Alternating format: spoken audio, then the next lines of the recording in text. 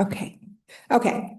So welcome to the new to program Master 5.0 workshop. This one is specifically going to talk about the ST series track in the literature courses, The Art of Storytelling. As I mentioned, my name is Nina. I'm an instructor at the Songpa location in Seoul. Apologies ahead of time because I know most, if not all of you, are signed up for all four, and it's me doing all four. So you have to see me three more times, and you'll hear me kind of repeat some of the things a lot of times. Sorry about that. I will pause periodically so that you can ask questions, and we'll also take questions at the end. Just make sure, as I mentioned before, that your name is clearly in location or clearly visible, and that your camera is on to make sure that you get full attendance credit. Oh, we have another just joined. Okay. So this is what we're going to talk about today. This is the order in which we're going to go. I'm going to give you an overview of the different tracks that are available, and then we'll talk about the ST program specifically. I'll go over how a class is structured, so how you would teach a literature course, and then student vocabulary and homework. I'll share where you can find resources to help you teach the classes. And then I just have a few helpful tips that have been useful to me as a literature instructor, and hopefully they'll help you too. And then finally, I'll take questions at the end. So these are the four tracks, and by tracks, it's like a cluster of courses that are available in our master literature program. You'll notice track 4 is missing, but that's because that's debate.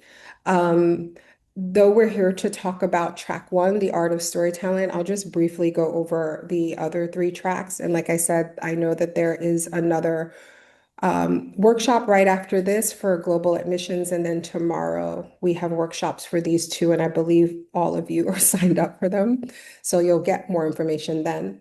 But today we're going to be talking about track 1, the art of storytelling, which is all about storytelling through different mediums.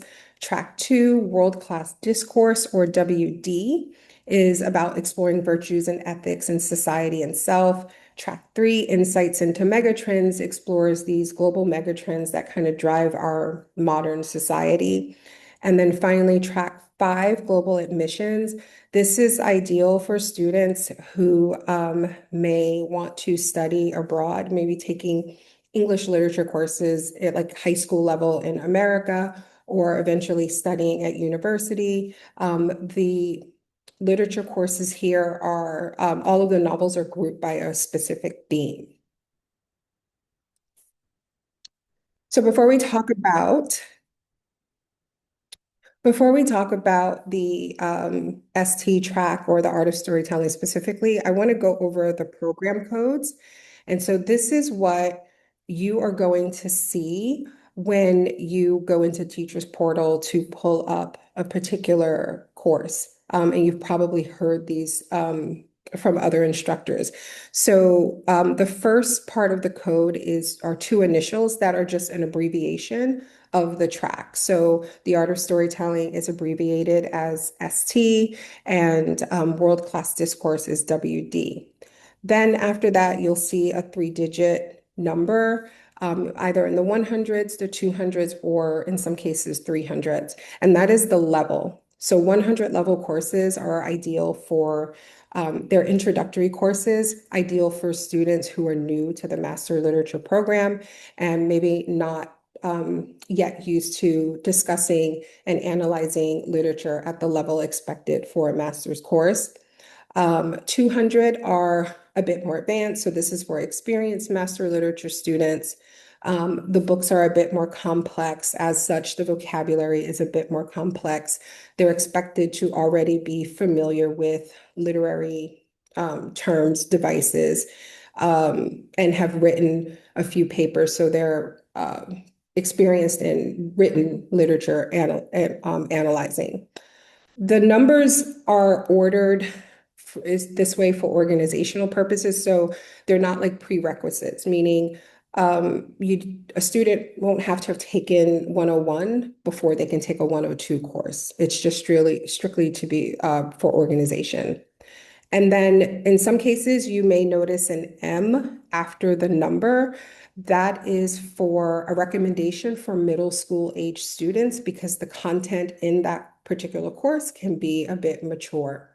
To give you an example, I'm currently teaching GL 202M dystopian literature. And in 1984, there is like a character who fantasizes about committing a sexual assault.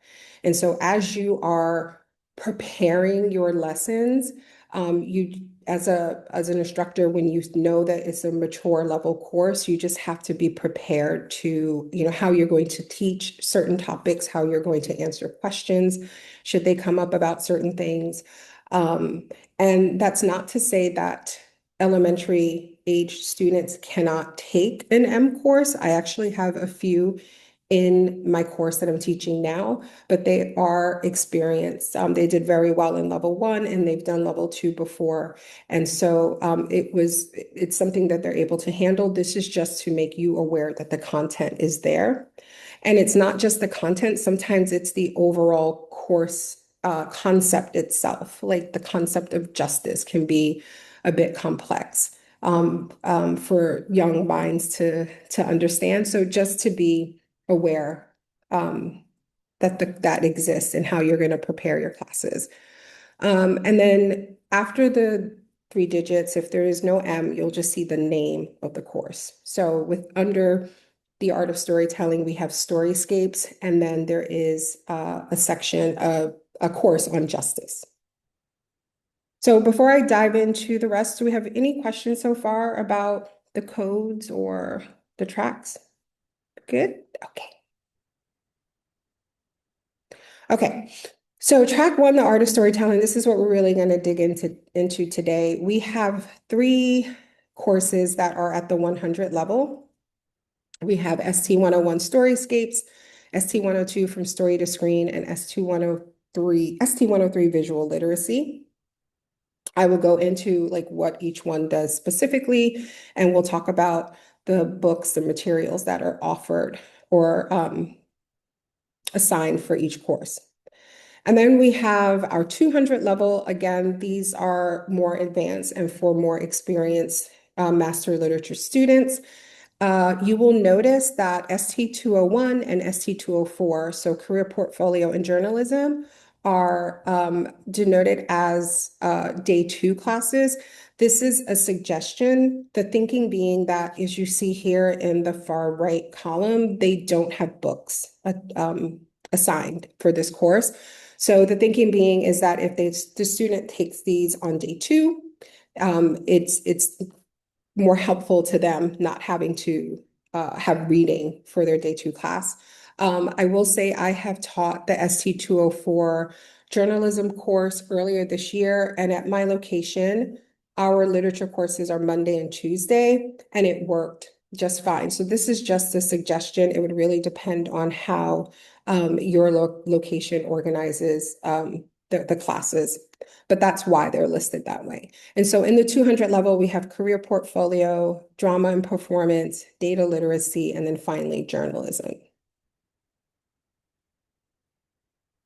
So Storyscapes is our first one, ST101. This, like I said, the 100 levels are about foundation building and getting them used to discussing literature at a level that's, a bit higher and than what they're used to maybe in their V1 classes prior. And building foundations on like how to write thematic essays or analytical essays, how to discuss literature, to become familiar with literary devices and terms. And I've done this course twice. I've taught this one twice, and it is perfect for that. It talks about how we tell stories across different mediums. And so that includes traditional written stories, oral storytelling through like podcasting, and film. And so the books to help us achieve that are the first one, The Science of Storytelling, which talks about like how the brain works and how the brain receives stories and information and how we can use that knowledge to be better writers. And then The Hunger Games by Suzanne Collins, which I'm sure everybody is familiar with. It is a super popular book and movie franchise. And I find this to be really accessible, super accessible for first-time literature master lit students because it's rich with themes that are easy for them to kind of comprehend and break apart when they have to and explore when they have to write their thematic essay by the end of the term. And then we have Make Noise. This is a guide to podcasting. Like I said, I have taught this twice, and not one time did I have a student who knew what a podcast was. So this was really interesting and fun. And the best part is by the end of the term, their final project is recording their own podcast. So they break into small groups and they pick a topic that they're all passionate about and they record a podcast. And I think it's been very successful so far.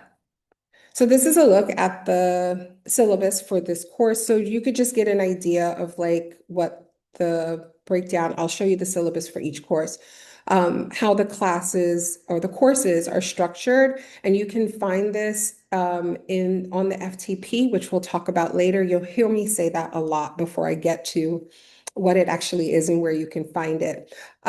So it just shows you like how much time you're spending, how many weeks you're spending on each book, the pages covered, so you get an idea of like the workload week to week, like how much they're expected to read. The lesson content, so this is like the main focus of that week's lesson, and then the project output. So at the end of each class, there is a project similar to the V1 or C2 classes. And this is what the output of that project is. And as you can see here towards the end, we start working on our final projects in those last few weeks of the term. Again, this course, it was recording a podcast. So then ST 102 from story to screen is all about, how do we tell the same story from the page on screen? And we explore that through three novels, Jurassic Park, The Martian, and The Hitchhiker's Guide to the Galaxy. What we explore in this course is, using science and technology, the potential negative effects of that. It's a lot of fun because although they don't write papers in this course, they do a lot of writing. They practice script writing. The final project is to write a script based off of either a scene or a chapter from a novel of their choice. And I will show you the syllabus here in a second so you can see how it breaks down. And in some courses, we'll talk about this more later. In some courses, the skill that they practice in the lesson is something they will need later for their final project. And so throughout this term, it's not like we get down to week 10 and it's like, okay, write a script. Throughout the term, they're learning how to write scripts, how to storyboard. And so by the time we get here, they are pretty capable. And again, they have a lot of fun. They like this course too because there are comparisons to the movie scripts. Excuse me, to the movie. So we show clips from the movie. And I think there is in the resources folder for this course, they'll give you information on like purchasing the films. But what I have found is that all the clips that are recommended that you show are available on YouTube. And so you can just insert them as a media card as you would when you're, putting in media for any other class. Let's see. So then ST 103 is visual literacy, and this is all about telling stories through images. They show how art and design can be used alongside written narratives to enhance storytelling. And these are the three books that we use for that course. I will show you here in the syllabus. Picture this, how pictures work. Parasopolis, the story of childhood. This is a graphic novel. I think some students, this might be the first time that they have read this type of literature, and the power of visual storytelling. The final project in this course, as you can see, like they do I'm going to move this over so we could see, visual marketing campaign strategy. And that is, again, something that begins towards the end of the term and that they work on and present in the last week of the term. And then ST201 Career Portfolio, again, this is suggested as a day two course. There are no books assigned to this course. This is all about telling the story of you. So the students are examining like their career goals and ambitions, their skills and ability, which of those are like marketable qualities. There's lots of practice of public speaking as they learn how to conduct themselves in an interview, both for a school interview or for in the workplace. And there's lots of writing in terms of like teaching them how to construct a resume and a cover letter. And here is the syllabus for that. And the final project is creating a student portfolio. And then we have ST202 drama and performance. So I mean, I don't think I mentioned this before, but within that 200 level, some are more advanced than others. And so they could be reserved for what we call at our location, like our advanced veteran literature students. So these are students who have taken like several 100 level courses and several 200 level courses, which is really the idea, right? They get a lot of experience in different types of storytelling, different genres of novels, different types of stories to build their skills in literature analysis, both in discussion and writing about it. And so this is one that we are currently running, and this is for our students who fit that category. So it's about storytelling through performance art. Of course, you can't do that without teaching a little Shakespeare. So the first play is Shakespeare's Hamlet, and as you will note, it's the No Fear edition. And so that is so the way it's structured is like on one side of the page, it has the play that it's like written more accessible for the students. And then on the other side, it's the play in its original form or a page from the play in its original form.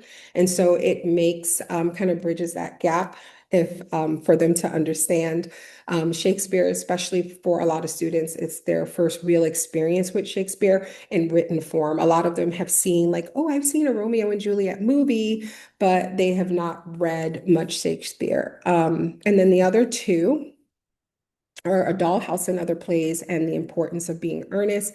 There is some acting involved in some of the lessons, which, you know, can be a little like embarrassing for some kids.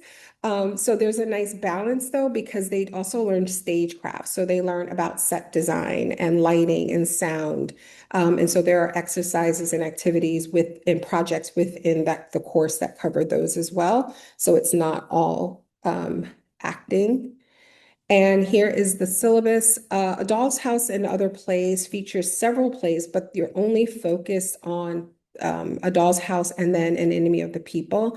And then The Importance of Being Earnest and Other Plays is a bit lighter fare than Hamlet. So it's a nice little bookend from how they started with something a bit more complex and it's something a bit lighter. And again, though there are other plays in this book, you're only reading the first three acts of The Importance of Being Earnest.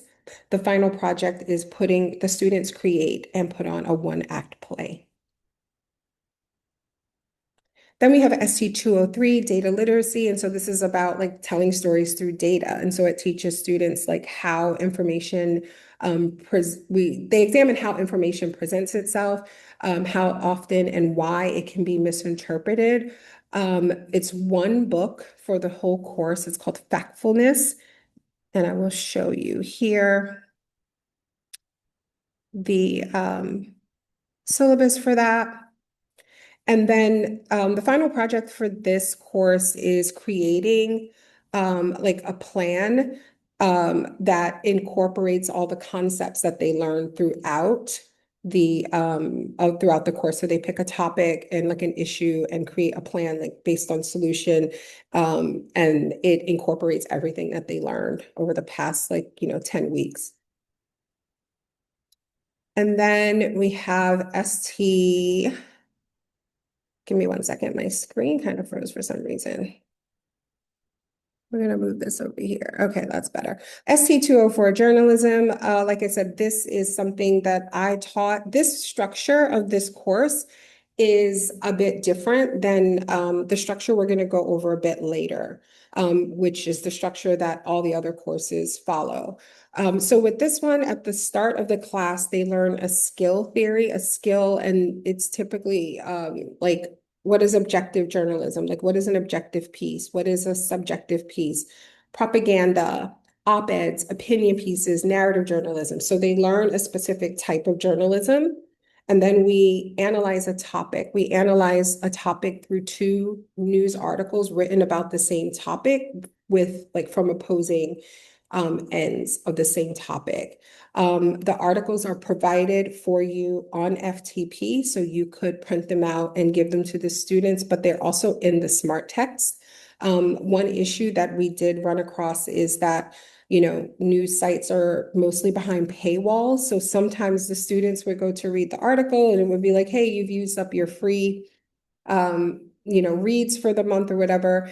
And so what I did was always downloaded the PDFs of the articles on my tablet and then cast them on the screen so they could read the articles through the screen. And the smart text will prompt you through questions to ask about the articles, like what you want to pull from that in terms of analysis. And then by the end of that same lesson, they will write a news article in the style that they learned at the beginning of the course about the topic. What I like to do is it's like a global topic. So it would be something like universal basic income or pseudoscience. And so their writing project would be to write an article about universal basic income, but make it subjective. And then I would have them kind of localize it. So they do a little bit of research about conversations that have been had or experiments with universal basic income in South Korea and then write about it. And then their homework is to research a preview of next week's topic. So we introduce what next week's topic is going to be. We talk about it a little bit, and then their homework is to come to class with an article that they found on the internet about that topic that we're going to discuss the next week. And that really helps with the like research skills and learning how to find appropriate reputable sources for information. And here is the syllabus. Um, the final project is to write a news article. We went just a step further. I gave each student a scenario. And so like one student would pretend to be the mayor of Seoul, who was just accused of mishandling city funds. And another student would interview the mayor, and I would be a secondary source, maybe the candidate that lost the election to that mayor, so that they could write a balanced, objective article. And so we had a bunch of different scenarios. They conducted interviews and wrote these articles, which were put up in the hallway, and they were so proud of themselves. So it's a very fun class, structured a bit different. That's why I spent a bit more time on it, but it's a very fun class. Okay, so any questions about those courses before I dive in, like how we teach the courses? I'm gonna check the chat real quick. I'm sorry. Okay, sorry. Maxwell figured it out. Okay. I got to remember to check down in that chat. So if you don't want to turn on your mic to ask questions, you're more than welcome to ask the questions in the chat. I'll check at that time. Okay, so this is the overview. All of the courses pretty much follow the same flow with the exception of like the journalism course that I just talked about. Admin and vocab is what you're, always used to, like log in, take attendance. At this time, you also want to collect homework that you assigned and like go over that homework while they are taking their vocab test. The vocab test in master's literature is on the tablet, just like their day one classes prior. Yeah, so while they're taking their vocab, you want to be like checking the homework and then you can return it because in most cases they will needed for the next section. So the sections are reflect, scout, dive, explore, and then project, and then presentation of project. Um, I'll show you what that looks like. So the reflect pages start in week 2, and that is because in week 1, there's nothing to reflect on. There's no prior lesson to talk about. There's no homework to talk about. And so reflect is basically that. As I mentioned, you will have collected some written homework from them in most classes. And so that's the time to like discuss that, what they turned in, what their thoughts are on the reading. So if they had to like annotate in the reading, if they had to do a journal entry, things like that. This is the time to reflect on that. And then within the smart text, it may be reviewing like key concepts that you talked about the week prior. This is taken from the drama and performance course. And so there's a bit of discussion here, excuse me, here. And then you go to the Scout page. And so now in week 1, because there is no reflect, you begin with Scout. And then the Scout pages, portion of the lesson are extended to make up for the fact that there was no reflect. So Scout is introducing the central ideas. So this is where you kind of pique their interest and start touch on what the like main theme or point of the lesson is going to be. This is from the Storyscapes ST 101, and it's about characters. The whole lesson is about like characterization. And so we begin with this fun little exercise where they talk about their favorite character. So it honestly takes them a minute to think about like who their favorite character is, and it can be from any medium: books, movies, TV shows, video games. And then they kind of list the characteristics of that character and like why they like them, and it just gets them prepared to talk about characters, right? And how characters are designed and how characters affect story. And so that's a lot of times what the Scout page will be, just like an introduction to the rest of the lesson. And then we get into dive, close reading and analysis. So this is where like the bulk of your discussion is going to begin. Um, if let's say the reading was their homework was to read pages 1 through 100, what the dive section does is it takes those pages and breaks them into smaller sections and pulls from those sections the key themes and ideas that they want the students to touch on. There can be anywhere from 3 to 7 dive pages in the smart text. And so in your prep, it will be up to you to figure out, what information you're going to cover. I didn't say this before, and again, you're going to hear me say this like each workshop, but I can't stress this enough. When you know which course you're going to be teaching, I highly recommend going in and downloading the segment guide and getting familiar with the whole course over the term, going into Teachers Portal and looking at each lesson and flipping through each page and making note of what the lesson content is and what the key themes are, and making note of the things that they're going to need to be successful in their final term project. So when you are now prepping on a week-to-week basis and you have 7 dive pages, but you have a large class and you know that you're not going to be able to cover every page or every discussion point from every page, you know what you need to hit to achieve the overall goals of the term. So this dive page, the way it's set up is right here at the top in bold. It will have like the key idea that they want to talk about from this section of the reading. And then there's always an excerpt here from the book before they get into the discussion prompts down here. This is great because sometimes you may have students who were absent the prior week, or they were in class, but they didn't do the reading. And so, you can give them a moment to like read this. It has the page numbers. So even students who do the reading, sometimes, I'll ask them a question and I know that they read it, and then they'll be like, oh, wait, hold on a second. And they have to pull out the book or whatever to kind of refresh their memories, and that's fine. But it's nice that it's here as well. And so again, these are just like the discussion questions that, pertain to this key topic up here.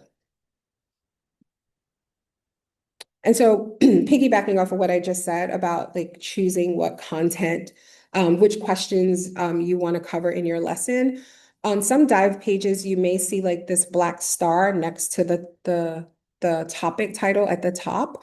This is similar to like in the V1 classes where we have those sections that you just have to hit like the key parts of the lesson. This is similar to that. This is telling you something that it contains information, again, that they're going to need to fully understand what it is we're trying to achieve with this course or things that they're going to be asked to do later in the lesson or term. Also, sometimes you may see discussion questions or prompts that have a gray background. Not all the time, but usually these are like personalized. So it may be something like, so at this point in the story, Mike had to choose between this and that. What would you have chosen and why? Or this key thing just happened in the novel. We just discussed it. Can you think of a real world situation that mirrors this? So I like to try to make sure I include one or two of these in my prep. And then explore. So the explore pages are about introducing like the skill that they're learning for this lesson. And it's usually connected to that scout. Again, this whole lesson, this is again from the ST 101, is about characterization. And so here is character psychology, and it breaks down the psychology of a character so that we can understand like why they do what they do and how that drives the story. As you can see, like it has like questions here. You can turn this into a worksheet or have them like answer this in a notebook. With my literature students, the first class, I always ask that they get a notebook just for the class and bring it the next week. And so there's a lot of note taking by week in their notebooks. I just find it keeps, all of the pertinent information for our class in one place. So you could have them like do this in their notebook. I think for this particular lesson, I gave them an activity called Your Problematic Fave. And what we did was we took that character they picked at the start of the class that they love so much. And I was like, okay, now tell me why they're kind of awful. Like, what are their character flaws, right? And we talk about how that makes characters more relatable. And you can have them work like in small groups at this point. I think according to the segment guide, you have about 20 minutes for this section. So I bring that up to say sometimes the explore page is introducing a skill and it's simply that, like an introduction. So let's say it's on figurative language. And so it'll be like, this is a metaphor, like this is what the definition, here's an example. These are similes. This is a definition. Here's an example. So it just goes through different types of figurative language and they're just taking notes. I like to build activities on that, right? So I will maybe have them like they take notes on it, but then give them like 10 minutes to write like 2 paragraphs, a 2 paragraph story and use like figurative language and then exchange those stories and see if your classmate can like pick out what you used and what they are. So feel free when you get to an explore page to kind of turn, if it's not activity based, like turn it into something that lets them work with the skill instead of just like writing down definitions. Another thing to keep in mind with this page is that sometimes the Explorer skill is something they will need for their final project.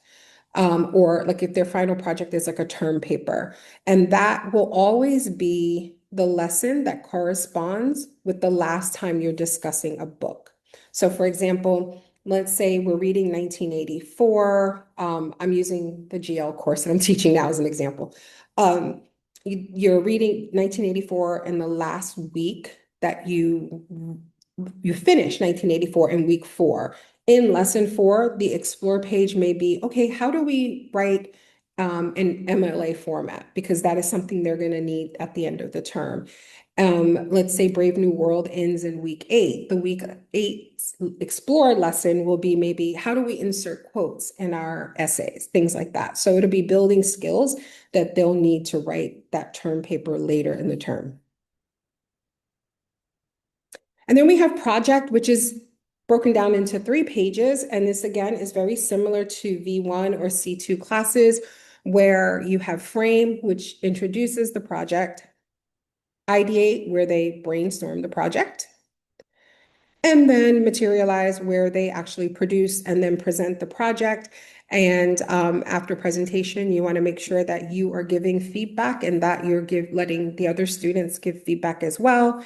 If you record these presentations, much like we upload in V1C2 to social learning, these presentations, these projects will appear in their iLearning under their master gallery. Okay. Any questions? That was a lot. Any questions about like the structure of a class before we start talking about vocabulary and homework? I'm gonna check the chat real quick.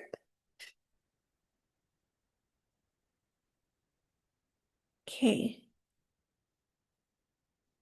Let's see. Okay, don't see anything there. Let's go back to this. Okay, so vocabulary. So vocabulary in Master's Lit works a bit differently in that the students work with the words that they're tested on before the test. They're exposed to the words in their iLearning homework. So this chart explains it. I will kind of walk you through like the first 2 weeks as an example. So week 1, they come to class, obviously no vocab test. They go home and they do their iLearning homework. They are working with the words that they're going to be tested on next week in lesson 2, the lesson 2 words. So ideally, they go home, they do their iLearning homework, they are exposed to these words. The words are taken directly from the book. So they do their iLearning homework, vocabulary, they work with the words, they identify synonyms, they contextualize the words. They feel like they have a better understanding of these words that most of them maybe they'd never heard before. Then they pick up the book to do the reading, and now the idea is that it should help with aid and comprehension of what they're reading, right? And then they come to class in week 2 and they take their vocab test. And again, hopefully they do well because they are experienced with the words. And then also in week 2, we're discussing the book that they read for homework. And so it should aid in their discussion abilities, right? Being able to use these words in discussion and really understand them. The vocab lists, because there is no workbook for the master classes, the vocab lists are available on FTP, and you are responsible for giving them their list of vocab words. Now, you can do this each week, which might be a little, that's a lot. At our location, we give them all of their lists at the start of the term in a packet, which I'll go over also later. And so what does that look like? When they go into iLearning to do their vocab homework, first they're presented with the words from the list, all 30, and then they have to pick up to 10 that they're already familiar with, right? And so then let's say they pick 10, like they're like, oh yeah, I know at least 10 of these. They go and work with the ones that they're not so familiar with. So it gives them the word. They can click this little speaker here to hear pronunciation. This is a quote, again, pulled directly from the reading so they can see the word in context. They get the definition of the word and then the part of speech. And this goes through for all of the words that they're not familiar with.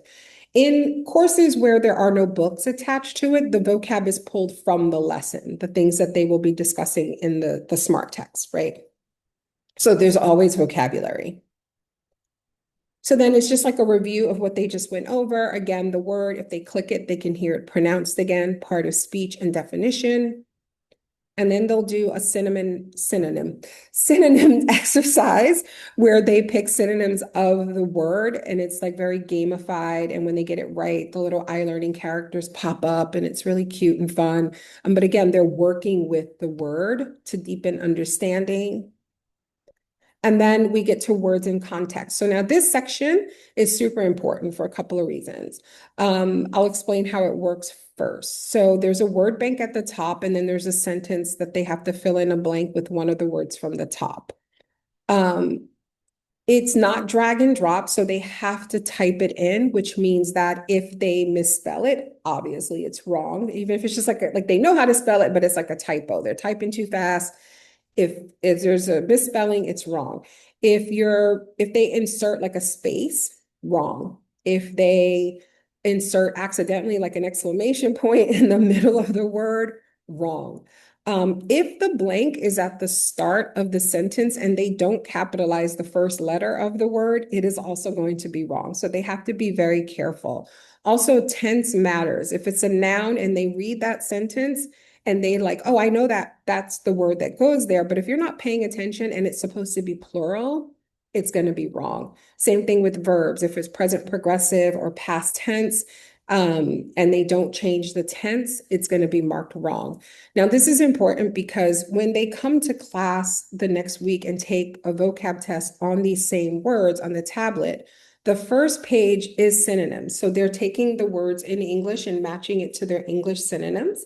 And then the next 4 pages are the fill in the blank. And those questions on their test are pulled directly from this homework. So after a couple of weeks, you'll know who's doing their homework. They will have figured out, oh, it's just the same ones. And that's why it's important that you do it, right? So they get a lot of practice with their vocab words. And again, the idea is that giving them the words this way will deepen their understanding and help with them being able to understand the reading and then discussion. Another part, I just want to show you this real quick. You are not responsible for grading this. This is also in their iLearning homework, the reading, the writing and speaking. So there'll be critical applications where they have to formulate an opinion or position based on this prompt that they're given. So it's like persuasive writing. So they have a prompt, they write a response, and then they present it. Or they'll have creative application where they're given a prompt and they have to formulate a creative response. So there's a prompt, they compose it, and then they present it. So one facilitates critical writing skills, and this one facilitates creative writing skills. Again, this is submitted through their iLearning homework. You don't like grade this or see this. I just wanted to show you what it looks like in case they have questions about it.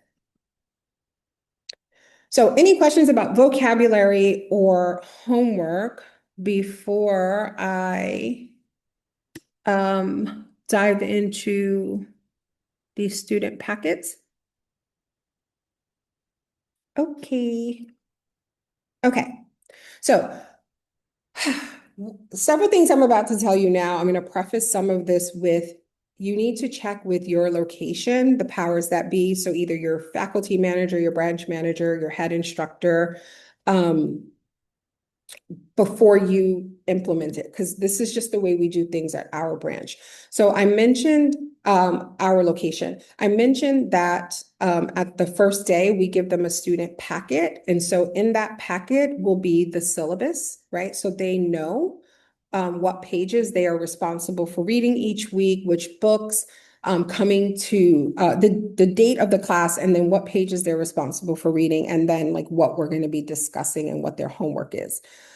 This stuff here at the bottom, again, this is something I would check with your location to see if they do something like this already, or if you wanted to implement stuff like this. But this is just basically our rules and our consequences and expectations for the course. Just a reminder for them on their syllabus of like what the expectations are for being a master's lit student.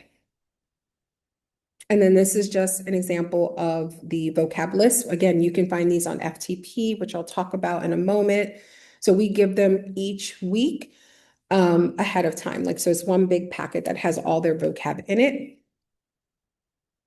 And then again, this is something that you want to check. You may be doing something like this already at your location, or it may be something you want to consider. But again, get permission first. This is what we do. So when they fail their vocab, we give them break time detention, and they have to work with the words that they missed on the test. Some instructors do it differently. This one, I believe they're asked to write a paragraph that contains the missed word. So if they miss 3 words, they're writing 3 paragraphs.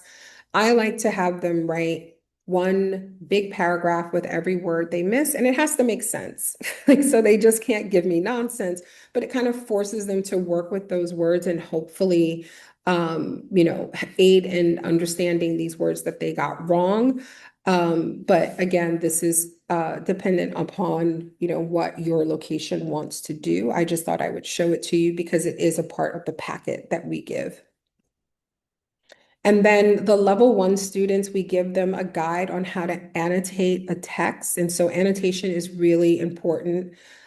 Just like in the lower levels where they're identifying main ideas, thesis, and all that stuff. Here, we want them to think about, questions that they may have when they read something, when they identify like a literary device in the reading, words that are foreign to them, things they like, things they didn't like. We encourage annotation, and it's a part of their homework. And so this is just a guide that shows them how to do that.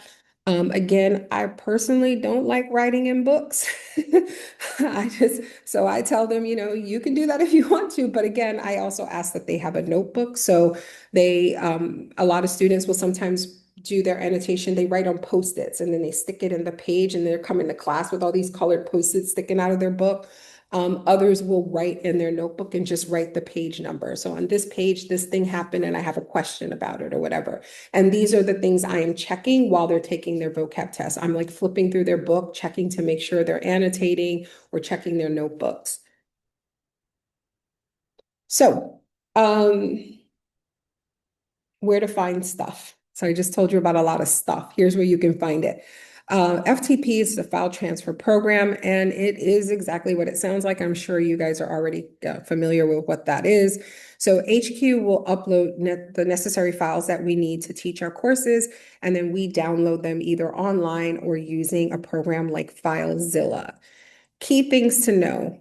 If you use the URL, you have to get the URL from either your head instructor, FM, or BM, and they are location locked. So you can only access that URL when you are at school, kind of like MERP, right? So you have to be at your location and they're password locked, and the login information is specific to your location. So you'll have to get those credentials from the FM or BM as well. The login information for each location changes at each term. So at the start of the term, your BM will get an email with that information. So you want to make sure that you have access to that. At our location, the head instructor that leads our literature program, she goes into the FTP and she downloads everything we need for us, and she puts it in the shared Google Drive that all of the instructors have access to. And so I'm able to pull the things I need for my classes from the drive, but she gets it from FTP. So what types of things can you find there? Segment guides, syllabi, supplemental materials. And what I mean by that, here's an example. So this is a screenshot of the folder for ST101. Sorry, I do everything in dark mode, so it's black. So here's a folder, the subfolder with the vocabulary list, and then the segment guide is there, the syllabus is there, and then these are like supplemental materials. And so this will vary by class. For this particular class, it is a list of podcasts because one week the students, once we introduce them to podcasting, they go home and they have to listen to a podcast and then fill out this podcast worksheet and return it the next week. So this is where you would find stuff like that. And then this is the application that's already on the tablets. It's called BandLab, and that's what they use to record the podcast. And so here's a user guide for that. So this is where you would find on FTP materials relevant to your class. Another place to find resources, namely the segment guide and the syllabus, is in MERP. So you can log in from the dashboard, go to the class, click class material, and there you'll see the segment guide and the syllabus. This is for the course I'm currently teaching here. And then you can just download it to your computer. Okay, so any questions about the materials, where to find them? We're almost done, guys. Okay, so this next section, like everything I say here is I'm going to preface with these are things you need to check with your FM or BM um, before implementing. And some things they may already do, but I just want to be clear that I have permission to do these things and I'm sharing them because they've been super useful for me. So first is either Google Classroom or Neighbor Cafe. What I found my first time teaching literature was that a lot of my students didn't have printers at home. So they would write papers and then they would be like, I don't know how to get it to you, or they would email it to me and then they were using like Korean word processors, so programs. So I would get these files that in file types that I didn't recognize and I had to convert them. It was a thing. So I started using Neighbor Cafe because my location already had a Neighbor Cafe open for the literature department, but I eventually moved over to Google Classroom. You can use Google Classroom for free. And I create a Google Classroom for each of my literature courses, and I'll explain why that's helpful in a second. Also, Canva for creating presentations. You can get a free pro account as an educator. So you need to speak with your FM and get permission to do that and sign up. And it's super helpful because you can link it to your Google Classroom. And I'll show you how in a second. And then what I use Canva for is creating presentations as lessons. So I'll show you an example. Here is my Google Classroom for dystopian literature, which I'm teaching right now. As you can see, it has a stream, which is like a news feed. So everything that we do, myself and the student, shows up in the news feed. I said I make all of my lessons into presentations. So I take the information from the smart text and I create a presentation in Canva, and that's what I cast on the screen. And then by midweek, end of week, I upload that PDF to Google Classroom so the students can access the lesson outside of class. Also, classwork, when they have papers, I make an assignment out of that with a due date, and then they go into Google Docs, type their papers, and submit it here.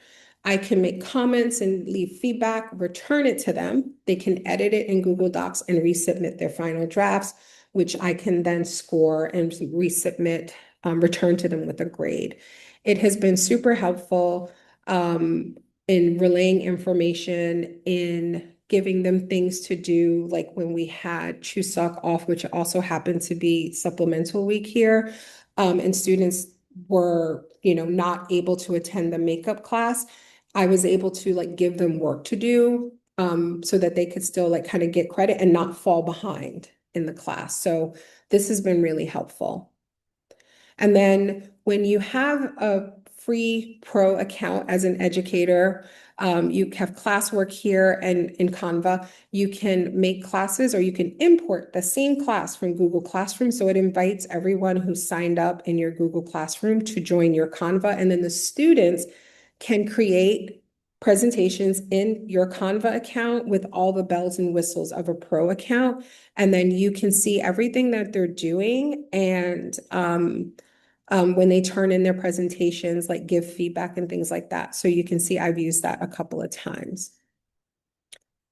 And then finally, presentations as lessons. This is just an example of like what I've done for ST 101. So this right here is basically one of the dive pages, right? So I have the pages listed, I pulled the quote, and these are the discussion points and activities that we hit for that page. I do this because it just looks prettier and nicer, and it's like, joining master's literature, especially for level one, the 100s, like it's special and exciting for them. And so just to have them look at something that's not the smart text, which is what they're used to. And then for one of the explore pages for characterization, this was a presentation I made with an activity where they worked in groups, and there were different roles within the groups, and they were like competing to figure out a character's overall motivation based on these clues that they were given, and they had a lot of fun with that. So I believe that is everything. I'm gonna open it up for questions from you guys, but first, I just really want to thank you for attending, and I'm sorry you were gonna hear me say this several times, but I really hope you have fun with these classes. It really is a privilege to kind of revisit some of these books or for the first time through the eyes of these students. So I hope you enjoy doing this as much as I do. And there is my email address. You are free to email me afterwards or during the course of the term in your planning and prep if you have questions. But right now, I'm going to it's already there. Thank you. If you look in the chat, there is a link to a survey on today's workshop. So if you could take that survey and submit it, that would be wonderful. Um, if you don't have any questions and you want to like a small break before we begin the next one, you can take the survey and leave and come back, or I'm free to take questions now.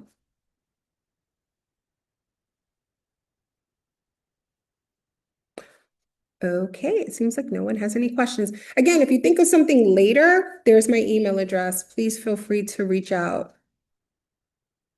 Okay. I want to make sure everybody has the link. Thank you, guys. I'm going to get ready for the next one. I'll see you in about 5 minutes or so. Okay.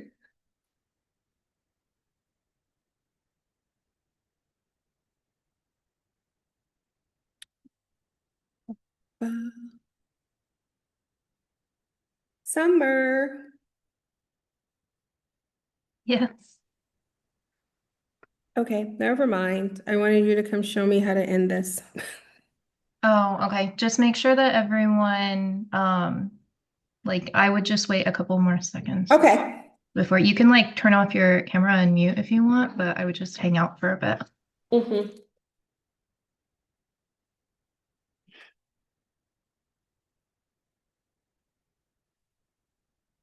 That's a whole lot of things I don't know how to do, so I will just wait. Okay. Oh, I know. I see.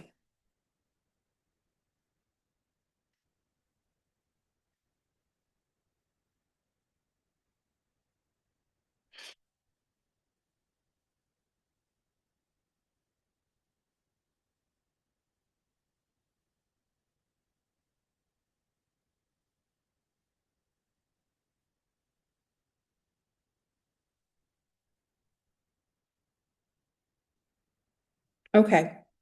Give me 1 second.